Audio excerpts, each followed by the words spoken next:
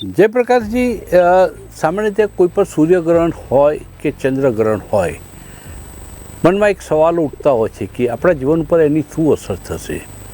અને મારો તો આપને એ સવાલ છે કે 7મી તારીખે જે ચંદ્રગ્રહણ થવા જઈ રહ્યું છે તે પહેલો પ્રશ્ન કે આપણા દેશમાં કેટલો સમય માટે દેખાવાનું છે અને એની આપણા જીવન ઉપર શું અસર થઈ શકે છે.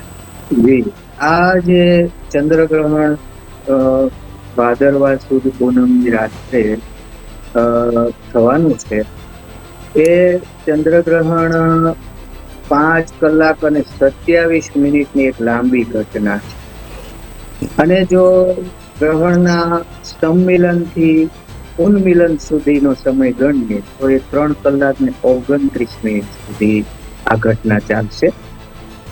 અને આ જે ગ્રહણ છે એ ગ્રહણની માનવ જીવન ઉપર અને પ્રાણીઓ ઉપર જો અસરની વાત કરીએ તો ચંદ્ર મનનો કારક ગણાય છે. સમષ્ટિ મન એ ચંદ્ર છે અને સૂર્ય છે સમષ્ટિ આત્મા છે. તો ચંદ્રનું જ્યારે ગ્રહણ થાય એટલે કે પૃથ્વીની સંપૂર્ણ છાયામાં ચંદ્ર આવી જાય, સૂર્ય અને ચંદ્ર વચ્ચે પૃથ્વી આવે એટલે એનો પડછાયો ચંદ્ર ઉપર પડે એટલે ચંદ્ર આખો ઢંકાઈ જાય, એની પ્રગ્રાસ ચંદ્રગ્રહણ કહેવાય.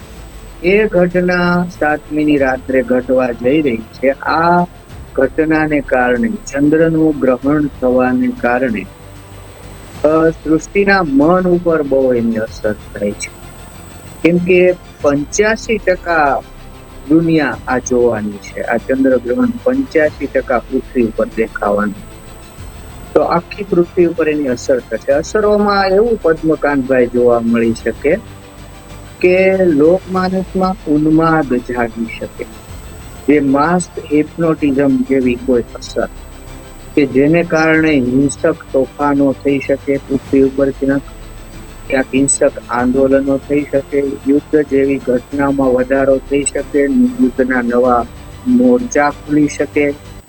અને અમેરિકા જેવા દેશ કે જ્યાં શસ્ત્રો રાખવાની છૂટ છે નાગરિકોને, ત્યાં કોઈ અણધારી ગોળીબારની ઘટનાઓ કોઈ ડાન્સ ક્લબમાં કે મોલમાં કે કોઈ સ્કૂલમાં થઈ શકે, આવો મને અંદેશો છે. બીજી વાત કરીએ તો ચક્ષુના રોગ વધી શકે. ચંદ્ર એ આંખ છે